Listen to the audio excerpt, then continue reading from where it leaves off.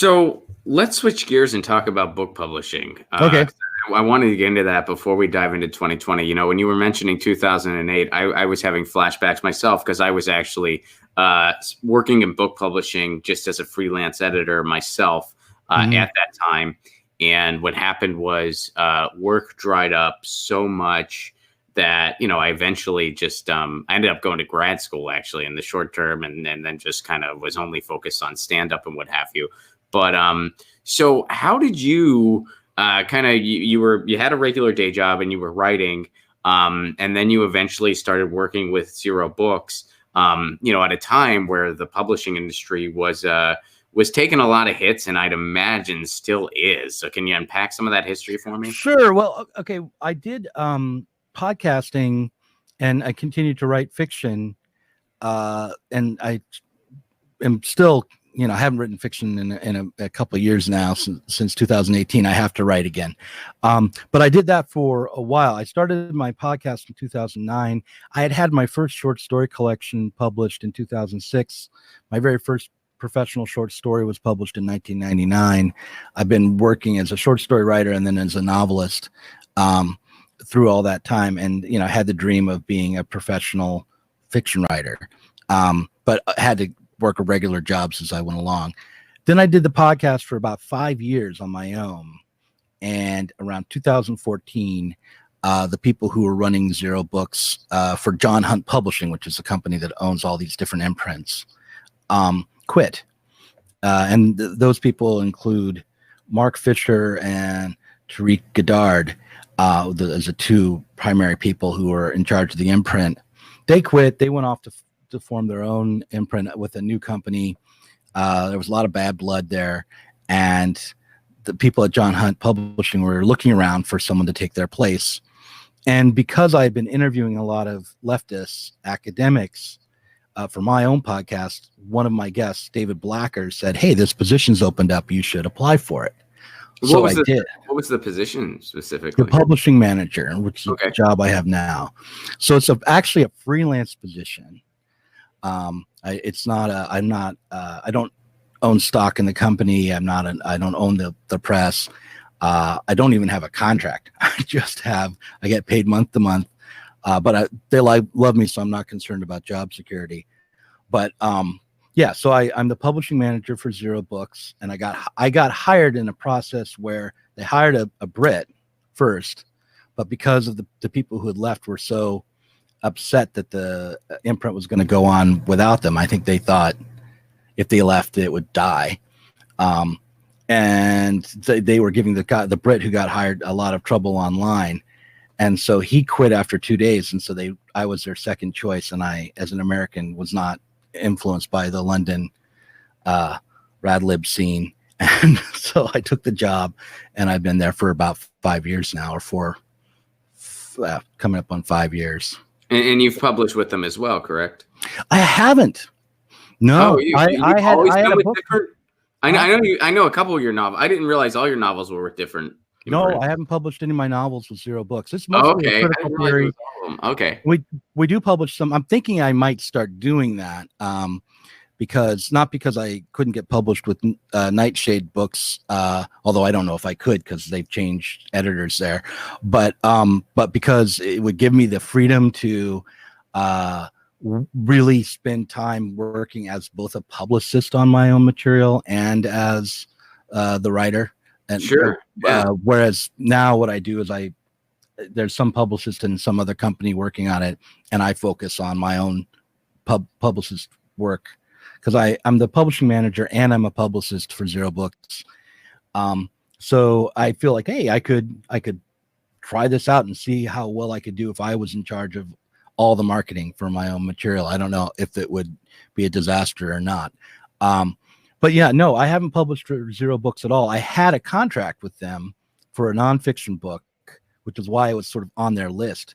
But once I got hired on, I didn't ever write the book. Oh, okay. So I still will actually eventually write a nonfiction book for Zero Books. I'm thinking of writing a book on socialism that would be based on Marx's critique of the Gotha program, but it would be critique of new socialism. and be aimed at Bhaskar Sunkar and Nathan Robinson and all of my friends. I thought it would be a great way to alienate the social democratic movement that is taking charge of the left, but just actually to put it out there as not a slam on the kind of social democratic movements that we have, but as pointing to what might lay beyond that horizon. So, well, this is going to transition into 2020 now then, but one real quick question before we go there, staying with book publishing. So kind of like just a nuts and bolts, what is necessary? Because there's a lot of publishing houses that I'm a huge fan of, like PM Press, Research. I like what Zero Books is doing, and I think AK, like there's so many presses out there that I think are just keeping these ideas alive and are just publishing important things. And I can only imagine what it takes for a book publisher, for an independent book house, to stay afloat these days. So our profit margins are really small. I mean, okay. We are, I'm not going to give you the exact number, but sure. Yeah. But we make less in profit than Joe Biden just spent in his last ad buy. So, which was 6 figures. So it's less than that, our profit margin, but that doesn't mean that we don't, so we're in the black, but, not by a lot. But what I found is that what makes Zero Books successful, and by the way, as the imprints for John Hunt Publishing go, we are the most successful imprint overall. I mean, more than the New Age stuff, more than the pagan stuff, because they do a lot of different kinds of things, more than the Christian presses that they've got. It's this far left kooky Marxist venture that's the most profitable. So that tells you something about the climate right now. And the way I focus on the imprint is now to think about how books will work both with, as with readers, and what the most important thing to put forward there is, but also how to intervene in the digital left at the same time. So, I'm going to be publishing a book by Michael Brooks, for instance, and that was just a very obvious move to make because he's got enough of a platform and such a strong enough voice on the left that I know people will want to read his book, as they should. But then at the same time, along with that, we're running these books that are much more maybe academic or rarefied. One of my favorite books has never sold very well. Is called The Writing on the Wall by Anselm Jappe. It's all about value theory and the limits of bourgeois politics. And I'm thinking about publishing a book by Rick Kuhn, who's an expert on Heinrich Grossman. I just had him on a live stream.